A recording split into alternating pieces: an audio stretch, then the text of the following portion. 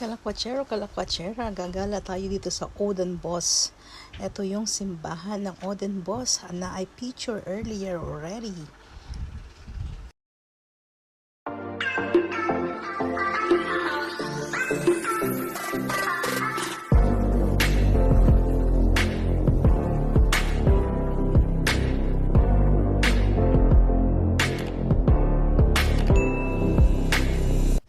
Yes, here we are in Odenbos in the Netherlands. This is the church, the most popular church, Saint Agatha.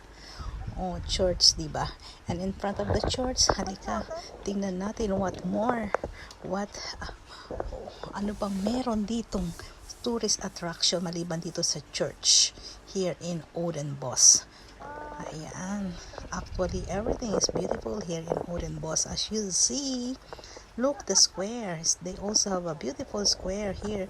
This is just in front of the church. Ayun ang church and that's the square in front. Yeah. So they also have a small church. Yeah, this is also beautiful, this square. Nice. Dito nyo. Ang ganda. Actually, this is a apartment for all people house. But if you see, ang ganda rin ang layout niya. So, maganda din siya. At naandito rin sa may side nito ang museum. May museum din dito. Ayan ang mga old people house dito sa Odenbos. And here is the museum here. Odenbos is an old city actually. At gaya na sabi ko, kinopya nila yung church ng St. Peter. And everything here is, a lot of things are old. And that is the church. Nice, beautiful church here. And in front of the church, they have a yummy ice cream shop. Yes, this is the ice cream shop in front of the church. Looks so yummy.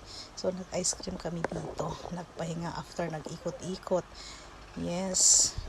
So, sa tapat lang ito mismo ng Odenbos Church. And there's a lot of tourists here kasi the church is really so beautiful. Yeah. So, yummy ice cream too. So, after the ice cream, we went to the church and to the parking.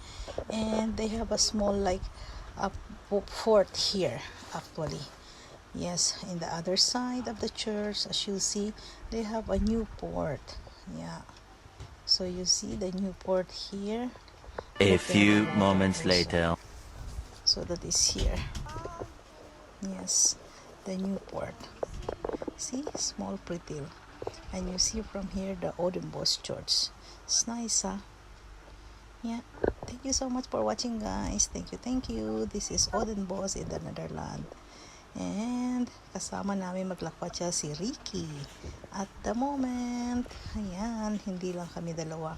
So, ito yung pretil ng Odenbos, the port of Odenbos. Nice and beautiful. And you can see here the church from this pretil, from this port nila. Diba? So, punta na kayo dito, malakwatsa tayo.